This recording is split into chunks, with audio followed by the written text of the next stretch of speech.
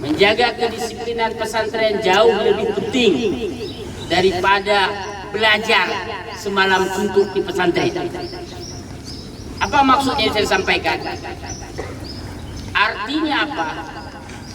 Bagaimana anak-anak kelas 6, kelas 5 memberi suri toladan pada adik-adiknya.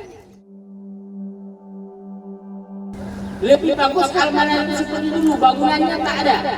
Tak apa-apa tak ada bangunan, kita bisa belajar di pokok-pokok kayu, kita bisa belajar di samping-samping apa namanya di bawah-bawah. Ini tidak masalah.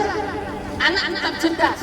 Tapi kalau disiplin sudah tidak ada manfaat lagi bangunan-bangunan yang ada. Maka kalau saya disuruh pilihan, Ustaz, mana saya dibantu dengan bangunan 2 miliar, nggak usah ada lagi disiplin bahasa dan pengasuhan, saya tetap akan memilih disiplin nomor 1 walaupun bangunannya nggak penting. Komputer nomor 10, yang lain nomor 10 semuanya. Nomor 1 adalah disiplin. Apa nomor 1? Disiplin. Bahasa harus jalan pakai bahasanya, harus jalan pakainya, harus jalan ininya. Disiplin pengasuhan, walaupun nggak pakai peci, nggak pakai peci itu pun jauh lebih